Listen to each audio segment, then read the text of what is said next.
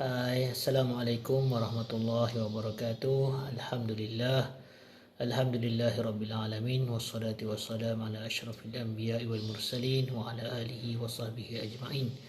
Apa khabar murid-murid? Semoga berada dalam keadaan sihat dan ceria selalu. InsyaAllah pada pagi ini kita akan menyambung pembelajaran kita, iaitu tajuk solat ketika sakit. Jadi diharap para pelajar teruskan menonton.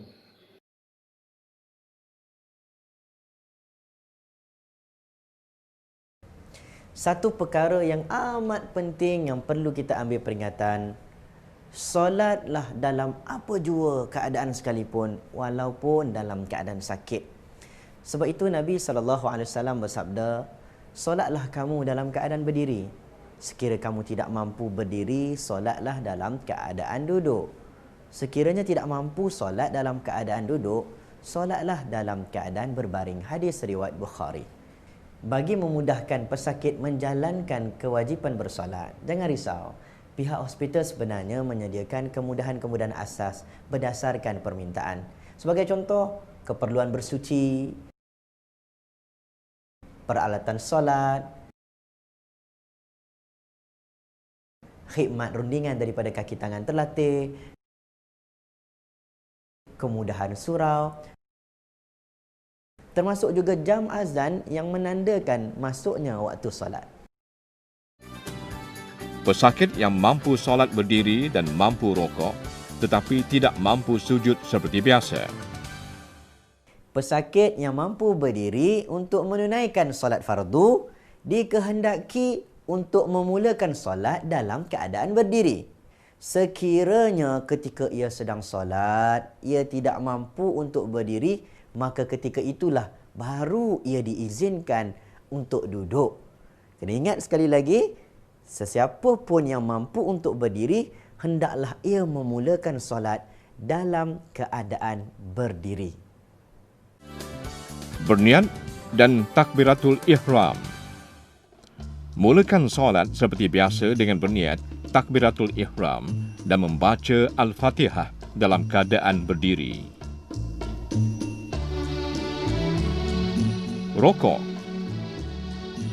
Kemudian rokok dengan menundukkan badan sehingga dua tapak tangan boleh mencapai kedua-dua lutut. Iqtidal. Seterusnya, iqtidal dengan berdiri tegak. Sujud dan duduk antara dua sujud. Setelah itu, duduk di atas kerusi dan sujud dengan menundukkan badan serta menghampirkan dahi semampunya ke tempat sujud. Kemudian duduk antara dua sujud. Ulang perbuatan yang sama sehingga sempurna solat.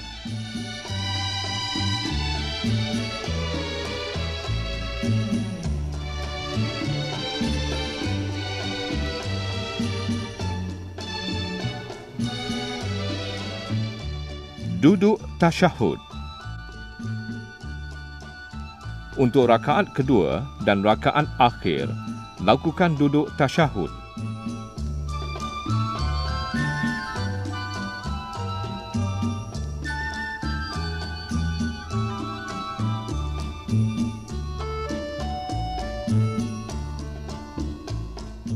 Dan akhiri solat dengan salam.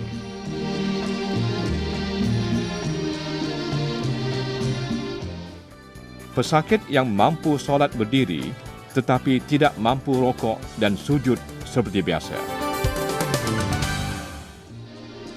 Berniat dan takbiratul ihram. Mulakan solat seperti biasa dengan berniat takbiratul ihram dan membaca Al-Fatihah dalam keadaan berdiri. Rokok. Kemudian rokok mengikut kemampuan. Iqtidal. Seterusnya iqtidal dengan berdiri tegak. Sujud dan duduk antara dua sujud. Setelah itu, duduk di atas kerusi dan sujud dengan menundukkan badan serta menghampirkan dahi semampunya ke tempat sujud. Kemudian duduk antara dua sujud. Ulang perbuatan yang sama sehingga sempurna solat.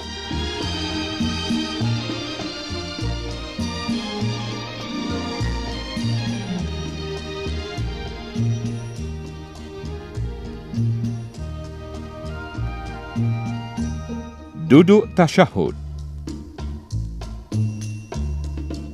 Untuk rakaat kedua dan rakaat akhir, lakukan duduk tasyahud.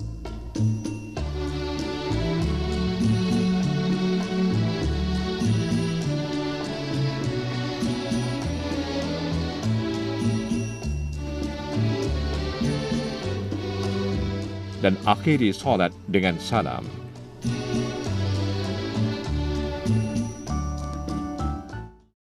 Alhamdulillah, kita selesai untuk siri yang pertama. InsyaAllah kita akan sambung siri-siri yang akan datang jika diizinkan oleh Allah Subhanahu Wa Taala. Semoga para pelajar dapat memahami dan dapat mengamalkannya. Sekian dari saya, Ustaz Raziman. Assalamualaikum warahmatullahi wabarakatuh.